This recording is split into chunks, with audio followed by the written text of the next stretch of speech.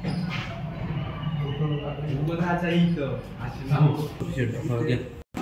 आपण motor generator AC to DC हा set run करणार आहोत आणि नंतर त्याला आपण लोड पण देणार आहोत. ठीक आहे. तर आपण त्याच्यापूर्वी बघितलं आहे की मोटरला 6 टर्मिनल आहे, बरोबर आहे ना, आणि त्याची कंटिन्युटी पण घेतलेली आहे. आपण कोणतेही 2 टर्मिनल मागच्या पिरियडला आपण बघितलं आहे किंवा त्याच्यामध्ये कंटिन्युटी असेल तर तुमचा लाईट जळतो, मग तेव्हा ते एका वायंडिंगचे 2 टर्मिनल आहे असे तुम्ही समजता. आणि त्यानंतर जे जनरेटर आहे तर जनरेटरमध्ये पण तुम्ही कंटिन्युटी घेतलेली आहे.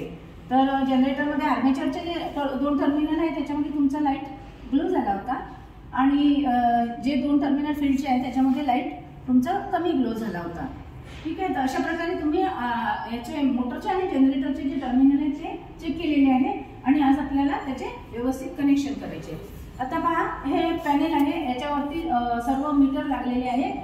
याच्यामध्ये हे स्टार डेल्टा स्टार्टर आहे इथे आणि हे त्याचे star delta स्टार्टरचे A1 B1 C1 A2 B2 C2 हे टर्मिनल आलेले. ठीक आहे.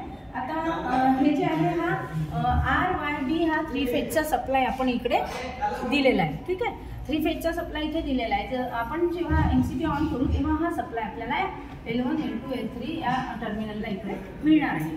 आता आपण काय केलेलं आहे की हे जे आपल्याला लाईनचं व्होल्टेज मोजायचं आहे म्हणून लाईनच्या अक्रॉसमध्ये म्हणजे पॅरललमध्ये आपण हे व्होल्टमीटर जोडलेलं आहे आणि लाईनच्या सिरीजमध्ये हा आपण ॲमीटर जोडलेला आहे. नंतर हे जे टर्मिनल्स आहे हे फील्डचे आहे आणि हे फील्डचे टर्मिनल आहे आणि हे स्टार्टरचे आहे.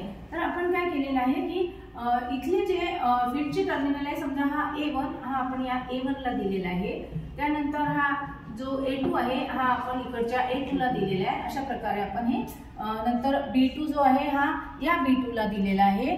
नंतर C1 या C1 ला दिलेला आहे. C2 जो आहे तो या C2 ला दिलेला आहे आणि A2 जो आहे हा A2 ला. अशा प्रकारे आपण काय केलेलं आहे की हे फील्डचे जे टर्मिनल आहे हे आपण या मोटरच्या स्टार्टरच्या टर्मिनल सोबत कनेक्ट केलेले आहे. आपण काय करतो आहे की स्टार्टर थ्रू 3 फेज इंडक्शन मोटरला इथून सप्लाय देत आहे. ठीक आहे. आणि त्यानंतर आता हा जनरेटरचा पार्ट. ठीक आहे. तर जनरेटरचे पहा, हे जे आहे आर्मेचरचे 2 टर्मिनल आहे जनरेटरचे आपण इथे जोडलेले आहे आणि जे फील्डचे 2 टर्मिनल आहेत ते आपण इकडे जोडलेले आहे. फील्डचे तिथले आणलेले आहे आणि इथे जोडलेले आहे आपण. ठीक आहे. मग नंतर शंट जनरेटर बनवलं आहे आपण. इथून इथे एक कनेक्टर वाय टाकला, इथून हे शंट जनरेटर बनवलेलं आहे. आता पहा, ह्या जेव्हा आपण काय करतो आहे की जेव्हा आपण सप्लाय ऑन करू, जेव्हा आपण सप्लाय ऑन करतो तेव्हा तुमची मोटर फिरते आणि मोटर फिरल्यानंतर तुमचं जनरेटर फिरते आणि जनरेटरच्या आर्मेचरच्या टर्मिनलला जे व्होल्टेज जनरेट होते ते व्होल्टेज आपण म्हणजे इथे जनरेट होतं ते व्होल्टेज आपण इकडे आउटपुटला आणलेलं आहे इथे. ठीक आहे. आणि आता ह्या जनरेटरच्या पॅरललमध्ये पण आपण इथे व्होल्टमीटर जोडलेला आहे. जनरेटरच्या सिरीजमध्ये आपण हे ॲमीटर जोडलेलं आहे आणि फील्डच्या सिरीजमध्ये आपण हे ॲमीटर जोडलं आहे. म्हणजे हा जो व्होल्टेज आहे हा आपल्याला जनरेटर व्होल्टेज दाखवणार आहे. इथे डीसीचा हे जे करंट आहे हा आपल्याला या जनरेटरचा करंट दाखवणार आहे. ठीक आहे. आणि हे आहे फील्ड रेग्युलेटर. आता पहा, हे जे आउटपुट आहे हे तुम्हाला या टर्मिनलला मिळणार आहे. हे या टर्मिनलला मिळणार आहे. नंतर तुम्ही जेव्हा इकडे ऑन कराल तेव्हा तेच जे व्होल्टेज आहे तुम्हाला इकडे मिळतं आणि नंतर आपण हा लोड बनवलेला आहे सिरीजचा, हा आपण याला कनेक्ट करणार आहोत. ठीक आहे. तर आता तिकडनं स्टार्ट करा 3 फेजचा सप्लाय. मग आपण काय करूया, हे ऑन केलं. ओके. म्हणजे ह्या पॅनेलला सप्लाय मिळाला आहे 3 फेजचा RYB. त्यानंतर आता ग्रीन बटन दाबलं म्हणजे मोटर स्टार्ट.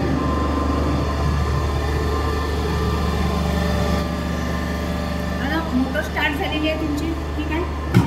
बघा, आता तुमची मोटर डेल्टामध्ये गेली, म्हणजे स्टारमध्ये होती डेल्टामध्ये. डेल्टामध्ये रन होत आहे मोटर. त्याच्यानंतर आता तुमचं जनरेशन व्होल्टेज पाहायचं दिसत आहे म्हणजे 500 व्होल्ट जनरेटर जे आहे तुमचं ते जनरेट करत आहे व्होल्टेज. ठीक आहे.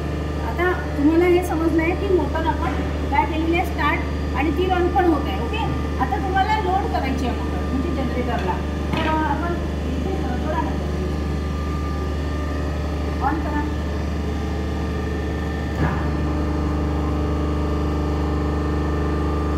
हा काय आहे, आपण याला लोड म्हणतो.